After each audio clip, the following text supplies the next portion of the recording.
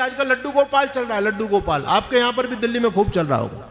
महिलाएं अपनी डलिया में कंडिया में लेकर के घूम रही हैं। पहले तो लोग मंदिर में भी जाया करते थे, आजकल तो भगवान को खुद अपने हाथ में लिए घूम रहे हैं लोग। आश्चर्य की बात है। नई नई परंपराएं, बेहुदी परंपराएं, मूर्खतापूर्ण परंपराएं इस हिंदू समाज में चल रही हैं। लड्डू गोपाल उसको, जो भगवान दुनिया को बनाने वाला, उसको अपना बेटा बना करके पूज रही हैं, है ना। अपने घर में बच्चों की सेवा नहीं होती, आजकल लड्डू गोपाल की सेवा होती है। आजकल तो लड्डू गोपाल को पूरी तरह चाय भी पिलाई जाती है, उनको सुलाया जाता है, उनके कपड़े, और लड्डू गोपाल के पार्लर खुल गए हैं आजकल। आपके दिल्ली में खुल गए होंगे। कहां बुद्धि चली गई हमारी? ये आर्य समाज आपको जगा रहा है किस दिशा में आप लोग जा रहे हो। और बुद्धि यहां तक भी खत्म हो गई। आजकल अनेक लड़कियां शादी किससे कर रही हैं? लड्डू गोपाल के साथ में, भगवानों के साथ में, मूर्तियों के साथ में शादी कर रही हैं। आश्चर्य की बात है। बारात आ रही है कहां से? वृंदावन से। मैं तो अब ठाकुर जी की बन करके जाऊंगी, ठाकुर जी के चरणों में सारा जीवन निकाल दूंगी। अब मैं किसी के नहीं, मैं तो बांके बिहारी की दुल्हनिया बनूंगी। ये क्या बेवकूफी समाज में चल रही है। बचाव यदि चाहते हो तो सनातन की तरफ लौटो। यदि आपका सिद्धांत मजबूत नहीं है तो आप अपनी रक्षा नहीं कर पाओगे। लोग ये कहते हैं आजकल कि जी आप खंडन कर रहे हो, खंडन करने से क्या फायदा है, ये तो अब हिंदू वैसे ही कम रह गया है, अब तो एकता के सूत्र की बात करो, अब किसी का खंडन मंडन मत करो, अब सबको इकट्ठा करो। ये बेकार की बात है। ध्यान दीजिए, आपका सिद्धांत एक धागे का काम करता है। जैसे फूल यदि बिखरे हुए हों तो उन फूलों को यदि आप एक माला में पिरोना चाहते हो तो आपको धागे की आवश्यकता पड़ेगी, नहीं पड़ेगी? और धागा आपका मजबूत होना चाहिए, तभी तो मजबूत माला बन सकती है। ये हिंदू समाज बचने वाला नहीं है। ये तो इनको, जो इनका इलाज करता है ना, वहां से भागते हैं लोग। जो बहकाता वहां जाएंगे। कोई लड्डू गोपाल लेके आ रहा है, कोई कावड़ लेकर के आ रहा है, आजकल कोई खाटू श्याम जा रहा है, कोई साईं के जाकर के सिर पटक रहा है। क्या इस हिंदू समाज की स्थिति हो गई? पाखंडी लोग निरंतर बहकाने में लगे हुए हैं। इसलिए निवेदन, इसकी चिंता मत करो कि आपके सत्संग में कितने लोग आते हैं, कितने लोगों में आर्य समाज आ रहा है, इस पर चिंतन कीजिए आप। आज कट्टर बनने की आवश्यकता है, बिल्कुल। आज हमारे लोगों ने खंडन मंडन बंद कर दिया। मंत्री प्रधान जाकर के पहले निवेदन करते हैं कि महाराज खंडन मत करना। अरे भैया, ये आर्य समाज का यही तो धर्म था, यही खत्म कर दिया तो आर्य समाज किस बात का बचा? मुझे बताओ आप। आर्य समाज की क्वालिटी किससे है? आर्य समाज की क्वालिटी है पाखंड का खंडन करना। अगर अग्नि में आग शांत होगी तो फिर तो वो राख है, वो अग्नि आप कह सकते हो क्या उसको? तो हम लोग भी गलत पैटर्न पर चल गए। अजी आप तो सबको जोड़ो, आपको तो जोड़ो, खंडन मंडन मत करो। बिना खंडन मंडन के नहीं बचोगे। ऋषि दयानंद को पढ़ो, स्वामी दयानंद स्पष्ट कहते हैं कि बिना खरे उपदेशों के समाज का कल्याण नहीं हो सकता। सत्य बात आपको बतानी पड़ेगी। अगर आप लोगों को ये चिकनी चुपड़ी बातें करते रह जाओगे ना, सबको जोड़ने की बात, अब तक खूब जोड़ लिया, कितने लोग जोड़ पाए आप? जो बदलता है ना, आप लोग भी आर्य समाजी बने होंगे, जितने लोग बैठे हैं तो इस खंडन मंडन से ही बने होंगे, तभी आपकी बात कोई बुद्धि में बैठी होगी। यदि आपको भी आर्य समाज के विद्वान चिकनी चुपड़ी बात बताते ना, तो आप भी बीच में लटके रह जाते। इसलिए इस बात को मत डरो कि कोई नाराज होकर के भाग जाए, कोई चिंता की बात नहीं है। हम अपना काम करेंगे। अरे आर्य समाज नहीं बोलेगा तो बोलेगा कौन? दुनिया तो लोगों को सुलाने में लगी हुई है।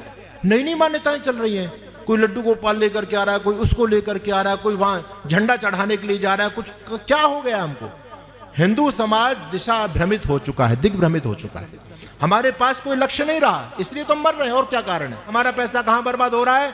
हमारा पैसा मंदिर में सोने का छत्र चढ़ाने में बर्बाद हो रहा है। हमारा पैसा राम बारात में बर्बाद हो रहा है। हमारा पैसा शिव बारात में बर्बाद हो रहा है। अभी उज्जैन के अंदर शिवरात्रि के अवसर पर भगवान शिव की बड़ी आधुनिक तरीके से शादी की गई। मीडिया में खूब उस चर्चा का विषय बना। और जो आयोजन समिति के लोग थे ना, वो बड़ी अपने शेखी बघार रहे थे। बोले देखो, हमने वो जो सारी रस्में आपकी शादी में होती है ना, मेहंदी लगाना, महिला संगीत, वो भगवान शिव की शादी में सारी रस्में निभाई गई। और आयोजक लोग मीडिया पर बोल रहे थे, देखो हमने सोचा कि जब हम अपने बेटे की शादी इतनी अच्छी तरह से कर सकते हैं, बेटी की शादी इतनी अच्छी तरह से कर सकते हैं, तो ये तो हमारे भगवान है। हम भगवान की फॉर्मेलिटी क्यों करें? भगवान की शादी में उसी स्टाइल से करेंगे। तो हमने करोड़ों रुपए लोगों से लिया और सब भगवान की शादी में लगा दिया। पूरी उज्जैन नगरी में कार्ड बांटे गए, ढोल बजे, डीजे बजे, बारात बाकायदा आई, लोगों की आलीशान पार्टी हुई। यहां हमारा पैसा बर्बाद हो रहा है। किसी भी मुसलमान का पैसा इन दिखावों में बर्बाद नहीं होता, ध्यान दीजिए। उनका पैसा कहीं जाता है तो केवल जकात में जाता है। जकात में, जकात का मतलब समझते हो? जकात किससे कहते हैं? जकात उसको कहते हैं धर्म युद्ध के लिए। इस्लाम को किस प्रकार से फैलाया जाए, वो एक चौने भी खर्च करेगा तो केवल जकात के लिए खर्च करेगा। वो कोई मस्जिद की आपकी जो है ना बुर्ज आपको सोने में मढ़ा हुआ नहीं मिलेगा, उस पर सोने और चांदी का पानी आपको नहीं मिलेगा। वो वास्तव में टारगेट लेके काम करें। उनके पास पैसा है तो वो मदरसा स्थापित करेंगे, उनके पास पैसा है तो वो अपनी मस्जिद बनाएंगे, लोगों को कन्वर्ट करेंगे। आप देखो ना आजकल कितना पैसा बांट रहे हैं लव जिहाद के नाम से, लाखों लाखों रुपए दिया जा रहा है, नहीं दिया जा रहा है। अरे वहां तो जातियों के आधार पर लड़कियों की लिस्ट टंगी हुई है। अगर ब्राह्मण की लड़की आएगी लव जिहाद में फंस करके उसको इतना पैसा मिलेगा, लाने वाले लड़के को, जाट की लड़की के लिए इतना पैसा, राजपूत की लड़की के लिए इतना पैसा, बनिया की लड़की के लिए इतना पैसा। कौन दे रहा है पैसा, बताओ आप। वो सारा पैसा अरब के लोग दे रहे हैं, यहां का रिक्शा चलाने वाला व्यक्ति भी वहां पर डोनेट कर रहा है। यानी उनका जो टारगेट है वो आपको खत्म करने के लिए चल रहा है। और हमारे राम मंदिर की स्थिति क्या है, पैसा बहुत आ गया। अब हम इस पैसे का सदुपयोग इसलिए ऐसे करेंगे कि अब तक हम जो प्रसादी बनाते हैं ना देशी घी की, तो वो जो लड्डू भक्तों में बांट रहे हैं वो लड्डू बड़े महंगे हैं। अब हम लड्डू सस्ते करेंगे। ये अपने लड्डू सस्ते करने में लगे हुए हैं, वो मदरसे खुलवाने में लगे हुए हैं, वो मस्जिद बनाने में लगे हुए हैं, वो जिहाद में लगे हुए हैं। ईसाई मिशनरी एक एक परिवार को 11-11 लाख रुपए बांट करके पूर्वोत्तर राज्यों में वो कन्वर्ट करने में लगी हुई है। आप अपने लड्डू सस्ते कर लो, कैसे बचोगे भाई? ये खरी बात आपको कोई बताने वाला नहीं है। आपको मिर्च लग जाए इसकी हमको कोई चिंता नहीं है। हम भी चाहें तो हम भी चिकनी चुपड़ी बात करके आराम से मठाधीश बन करके रह सकते हैं। हमको क्या आवश्यकता है, हम अपना सर थैली पर लेकर के घूम रहे हैं। कितने लोग FIR करते हैं, कितने लोग हमारी लोकेशन ट्रेस करते हैं, लेकिन फिर भी हम हिंदू समाज को बचाने के लिए लगे हुए हैं। ये ऋषि दयानंद का मंच है। मेरे गुरु ने 42 बार लोगों ने प्राणलेवा हमला किया ऋषि दयानंद के ऊपर। ऋषि दयानंद डर जाते, लोगों ने इल्जाम किया, लोग अपने गद्दार कहते थे, ये मुसलमान है, ये ईसाइयों का एजेंट है, ये सनातन धर्म को खत्म करने के लिए ईसाई लोगों के द्वारा छोड़ा गया है। कितने आरोप ऋषि दयानंद पर लगाए, लेकिन ऋषि दयानंद रुके नहीं, झुके नहीं, अनवरत रूप से चलते रहे। अगर वो ऋषि इस धरती पर नहीं आता तो ये राम कृष्ण के नाम पर ये लड्डू गोपाल को लेकर के घूमने वाले लोग एक नहीं बचता। सबके सिर पर गोल गोल टोपी होती या गले में क्रॉस का निशान होता। अगर आज तुम बचे हो, तुमको आर्य समाज की बात भले कड़वी लगती हो, ये बात बिल्कुल सत्य है, लेकिन बचे हो तो केवल आर्य समाज के बलबूते पर बचे हुए, और आपको बचाने वाला कोई नहीं।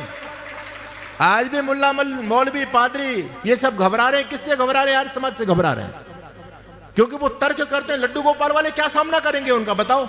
जो कृष्ण को खुद चोर बता रहे हैं, कृष्ण को खुद छलिया बता रहे हैं, कृष्ण को खुद लंपट बता रहे हैं, कुब्जा के साथ में, गंगा के साथ में, अनेक महिलाओं के साथ में उनका संबंध बता रहे हैं, वो विधर्मियों के सामने डिबेट कर पाएंगे क्या?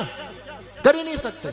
तो आपको बचना है तो आपका सैद्धांतिक पक्ष मजबूत होना चाहिए। इस पाखंड से बचिए। ऋषि दयानंद की यही वेदना थी, इसलिए ऋषि दयानंद ने सत्यार्थ प्रकाश लिखा, और सत्यार्थ प्रकाश का 11वां सम्मेलन स्पेशल आप लोगों के लिए, आपकी बुद्धि को खोलने के लिए ऋषि दयानंद ने बनाया। उसको एक बार जीवन में जरूर पढ़ना, नहीं तो आने वाले समय में आपके बच्चे बच नहीं पाएंगे।